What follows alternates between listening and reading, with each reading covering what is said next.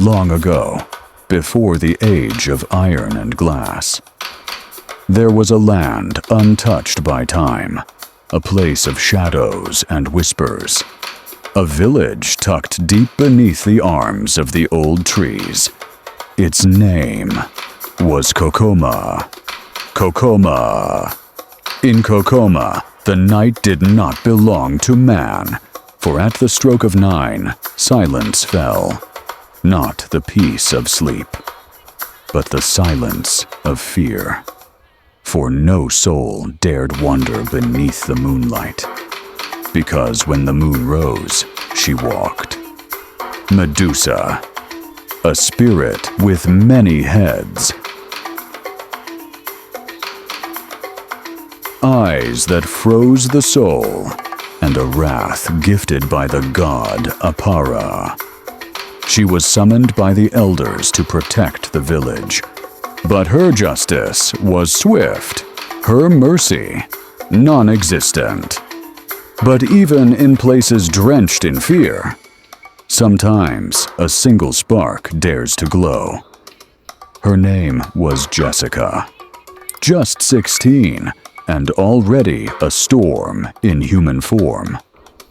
Jessica was no ordinary child, gifted with an artist's hands, a voice that could soften spirits, and a spirit far too wild to be tamed by superstition.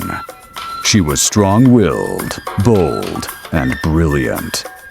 Raised by her mother, Rita, who poured every ounce of strength into her daughter. But even the strongest mothers cannot shield their children from fate. And on one cursed night, Jessica, innocent, proud, and fearless, would break the village's only law.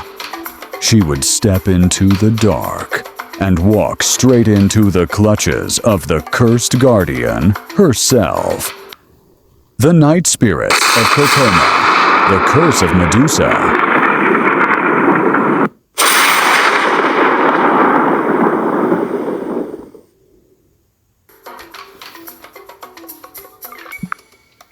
"16-year-old Jessica lived alone with her mother, Rita. Her father had died when she was just 2 years old. Her mother raised her alone, enduring every hardship with dignity. "My child," Rita said to Jessica one evening, "roast the yam before the snail. If you try to roast the snail first, the water from it will put out the fire. I'm going to the evening market at Ololo Village. It's always busy, so I hope to make enough sales for your school fees. Remember, no one leaves the house after 9 p.m. I've asked your Aunt Monica to stay the night. Be a good girl." "Yes, Mummy," Jessica replied, her eyes glowing with obedience. As Rita left, Jessica mimicked her mother's words mockingly. "Roast the yam before the snail. Why is she always saying that?" she murmured. "I'll try something different tonight." She lit the fire and placed the snail on the flames first. The water from the snail sizzled and doused the fire. Jessica groaned in frustration. "I'll go to the neighbors to beg for fire," she said. Though she knew it was past 9 p.m., she reasoned, "It's just next door." Aunt Monica noticed the fire had gone out and called Jessica to come eat the snacks she brought. But Jessica's mind was set. She wanted her yam. So, quietly, she crept out of the house. She went next door to Mama Thomas, hurt, in search of fire. At Mama Thomas's hut, the old woman opened her door slowly. "Jessica, my child, the spirits move after 9 p.m. Why are you out?" "Please, do you have fire? I need to roast my yam," Jessica pleaded. "I have put out my fire. My entire family is in bed, and so should you. And I used my last matchstick. I still have some yam left. Please come in and have some. You can even spend the night in my house afterwards, as it is too late to go out. "It is almost midnight," Mama Thomas said. But Jessica declined. She wanted her own yam, and before she could be dissuaded, she hurried away. "I will go to Priscilla's house. Priscilla always has things," she thought. "Not like these people with stories." With that, she hurried off down the road.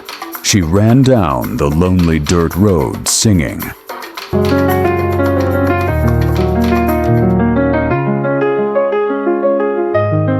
In my heart, a fire burns bright, a spirit that won't take a flight.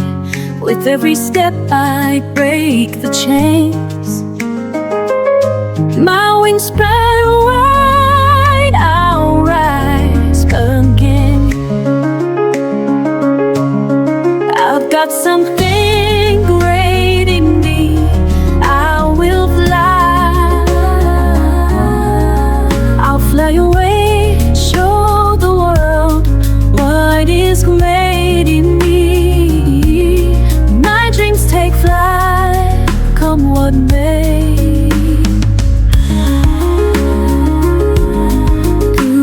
Storms and through the night, my soul shines like a guiding light. No mountain high, no river wide can stop me, can never confide. I've got something great in me, I will fly. I'll fly away, show the world what is great in me. My dreams take flight, come what may. I got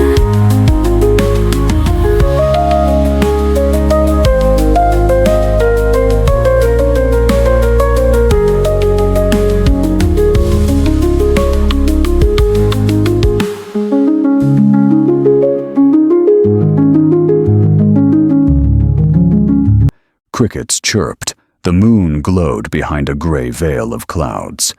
Then she heard it. Footsteps.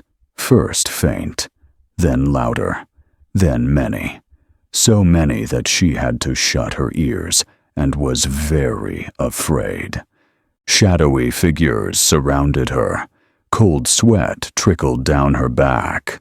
A cold grip seized her hand. "Please don't hurt me," she cried, collapsing to her knees. "I am Medusa," a voice growled. "The spirit sent to guard Kokoma. What are you doing outside by past midnight?" Jessica trembled. She knew the tales, how Medusa's gaze froze victims to stone. "If I don't look in her eyes, maybe I'll survive," she thought. There had been lots of robberies in Kokoma village, and people lost their lives and properties. The robberies persisted, and night watchmen were hired to guard the town.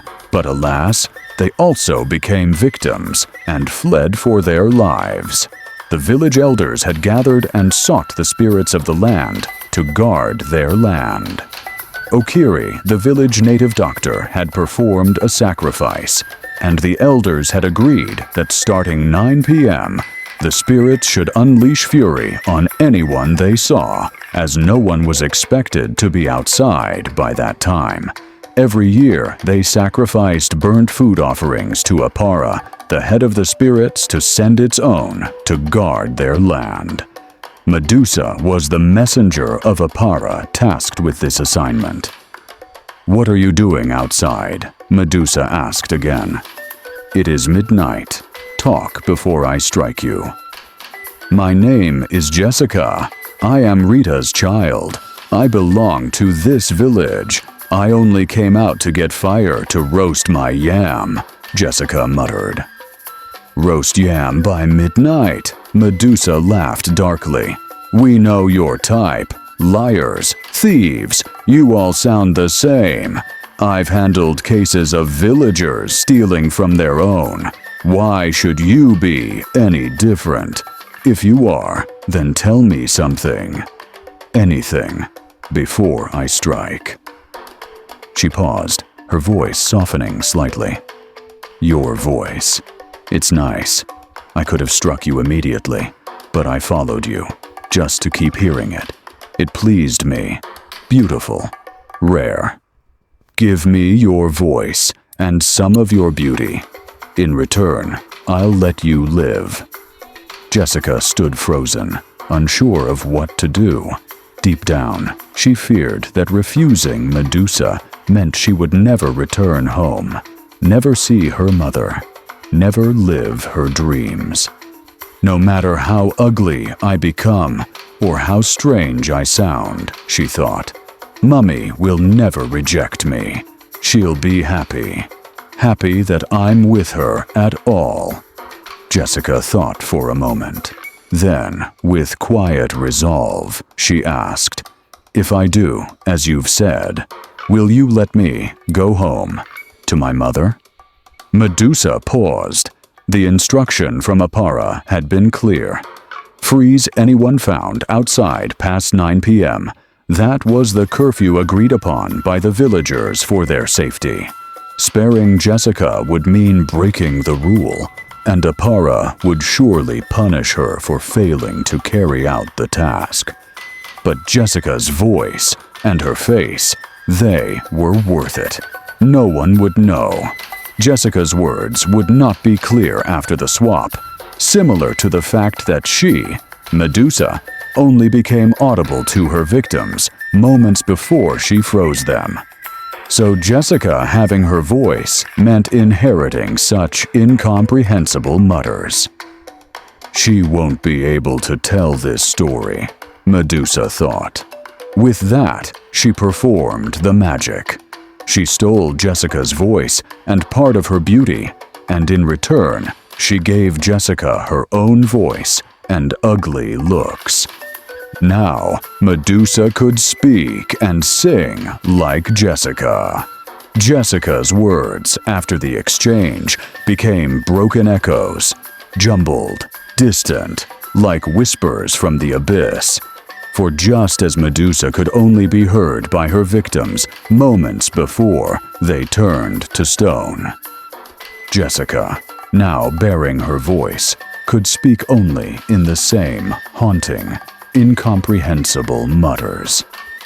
A cruel inheritance from a spirit who dealt in silence and sorrow. The moment she was released, Jessica ran as fast as her legs could carry her until she reached home, disfigured and breathless. She slammed the door behind her, her appetite for the yam long gone. She wept through the night.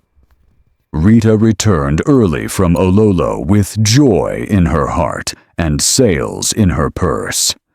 "Jessica," she called out. She wanted to share her tales with Jessica and join heads with her to plan and decide on how the proceeds of the sale would be used.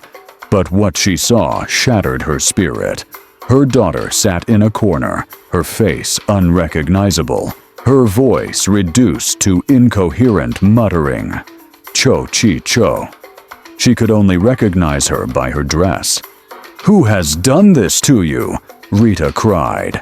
Yet there was no meaning to what Jessica was saying as she muttered, "Cho chi cho."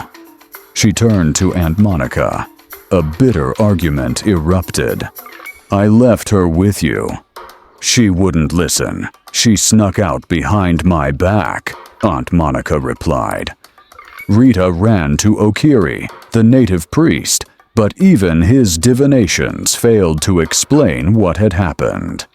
Devastated, Rita went back home to be with Jessica. Jessica was taunted on the few occasions she stepped outside. Her former friends would sneer, "Ugly Jessica, sing us a song. Weren't you the one with the best voice in all of Kokoma?" Their laughter echoed until she couldn't bear it anymore. She ran home and never left her mother's house again. One night, just past midnight, Rita and Jessica sat in silence inside their home, lost in thought over their predicament. Suddenly, they heard a familiar voice singing, "I've got something great in me."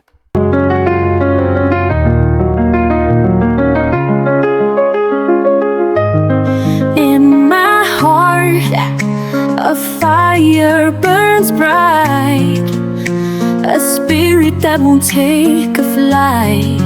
With every step I break the chains, my wings spread wide, I'll rise again.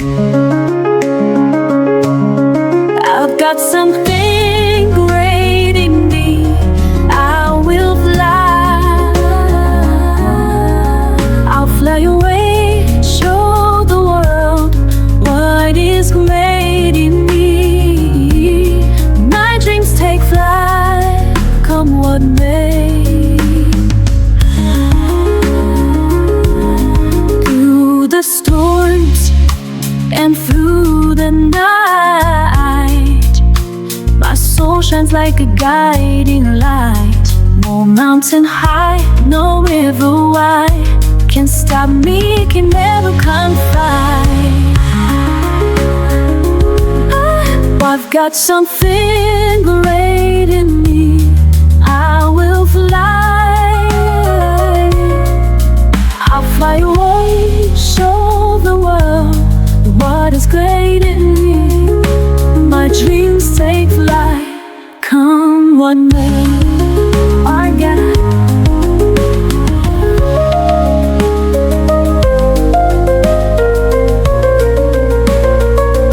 I will fly. Rita and Jessica sprang to their feet. Jessica pointed toward the door, trembling, tears streaming down her face. Rita was instantly alert. No human in Kokoma is expected to be outside past midnight, let alone singing, she thought. The only guardian they knew of was Medusa, and no one had ever understood her words. It was only rumored that her victims could hear her clearly just moments before she struck. But that voice, it was unmistakably Jessica's. And yet, Jessica was right there, with her, silent, broken, and unable to sing. Rita was shaken. By morning, she rushed to Okiri and poured out the entire ordeal. She ended her plea with urgency. "You must do something." Okiri gathered the village elders.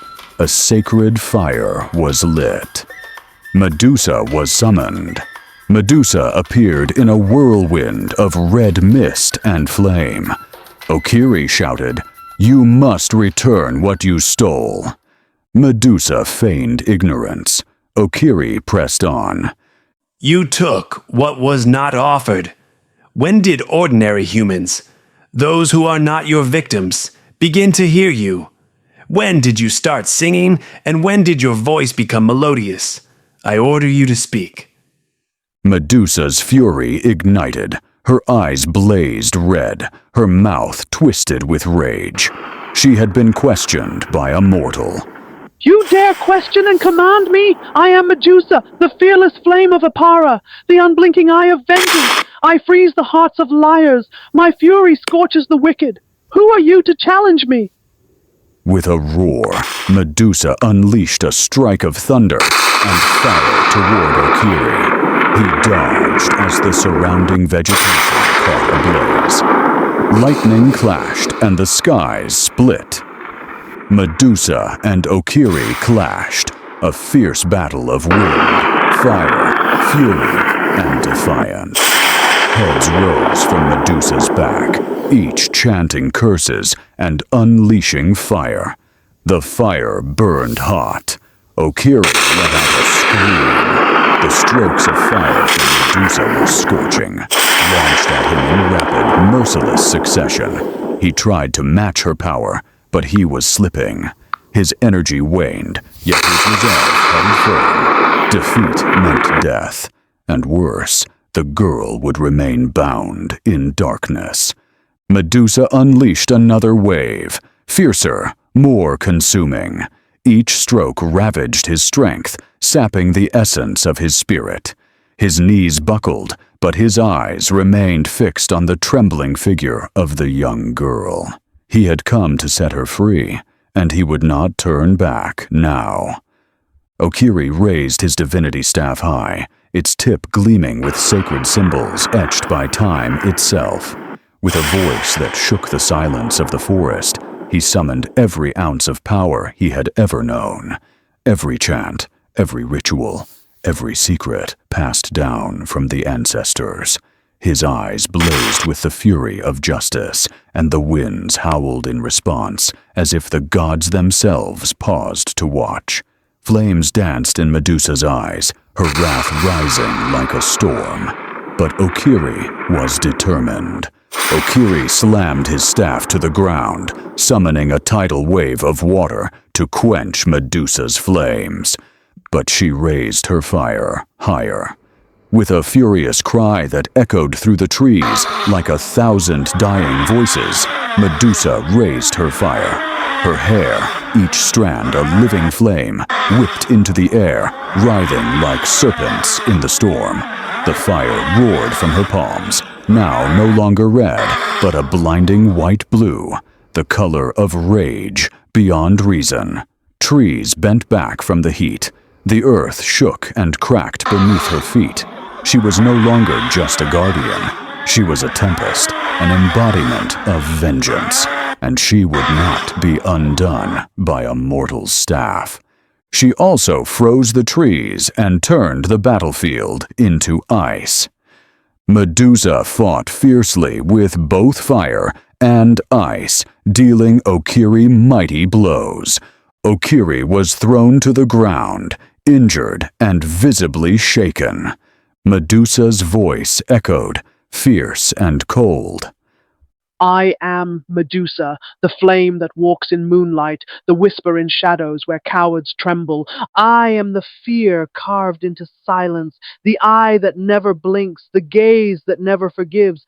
I do not knock, I do not plead, I descend like justice wrapped in storm. I speak only when the end has come. My voice is thunder to the ears of guilt. I am the daughter of Apara, born of fire and command. The village chose me, and I answered. When your warriors failed, I did not. When your watchmen fled, I remained. I am your shield and your sentence. My mercy is rare, and my patience thinner than the smoke of burnt offerings. Gaze into my eyes, and time stops. Ask the stones that litter your roads. Do not mistake beauty for weakness. What I take I do not return, unless the winds of Apara demand it. Even the stars blink when I rise. I walk between justice and vengeance, and I am never lost. Speak my name with caution, for Medusa is not just feared, she is obeyed. Okiri managed to get up. He stood firm, though wounded and weary. He was human, after all. Even as a native doctor, he bled and ached like any man. And now he faced not just any foe, but a spirit, fierce, ancient, and overwhelmingly powerful. Fireborn Medusa, hear the voice of Earth's own breath, he declared. I am Okiri, heir to ancient winds and death. From deep within the roots of Iroko's might, I wield secrets cloaked in shadow and light. Not a guest, but master of life's fragile thread. I walk where spirits whisper, where others fear to tread. With water, salt, and ash, I bind what you unleash. Your flame may scorch, but I hold the peace. The oldest flames bow before the first spark I claim. Power without heart is ruin and shame. I am the echo of ancestors, fierce and true. Speak your fire, Medusa. I bring the storm for you. With renewed strength, he struck Medusa with a blast of fire. Then, with the back of his palm, he summoned a rush of water that hit her with force, gaining precious ground. Amid the chaos of battle, he spoke once more. If an elder behaves like a child, children treat him as a plaything. To whom much is given, much is expected. You were trusted with our safety, and you abused it, taking gifts in exchange for mercy. When the girl had nothing to offer, you stole her essence. We no longer trust you, and we will take back our words to Apara. Medusa flinched at the truth. At the mention of Apara, fear flickered in her eyes. Apara would not spare her. And in a swift moment, she withdrew her attacks, and the battle came to an abrupt end. "You ungrateful ones," Medusa hissed. "I spared her because she begged. She is the only child of a widowed mother who raised her alone. You set a 9 p.m. curfew.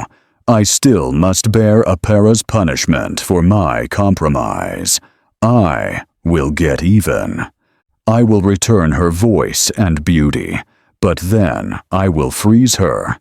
That is fair. Then Apara can punish me afterward." "No!" Rita screamed from the crowd. Okiri raised his staff. The food of spirits is sacrifice. Let us appease you instead. Spare her life. Who knows? Apara may spare yours. Medusa considered briefly. Then bring me 3,000 fatted cows, 6,000 goats, and gifts of food before sunset. Let's see if your love for this child is worth that much. In her heart, she thought, Apara will not spare me. I will make demands they cannot meet. If I fall, one of theirs must fall too. How will they gather all this before sunset? She vanished. Silence fell over the village. Morning swept through every home. Everyone dispersed. But just before sunset, the elders summoned Rita. "We have gathered all Medusa demanded. We stand with you. We know. Jessica is your only child, your last light since the night death took your husband. We have watched you raise her with your bare hands, with your strength, your tears. She is more than your daughter. She is the heartbeat of Kokoma." Overjoyed, Rita fell to her knees and cried. She was deeply grateful to the entire village. Medusa was furious to receive her demands, but could not break her word. She had been given more than she demanded for. She yelled and then returned everything she had taken from Jessica, her beauty and her voice. Rita ran home. She ran as fast as her legs could carry her. From the front of her house came Jessica's melodious voice. She was hale and hearty and singing.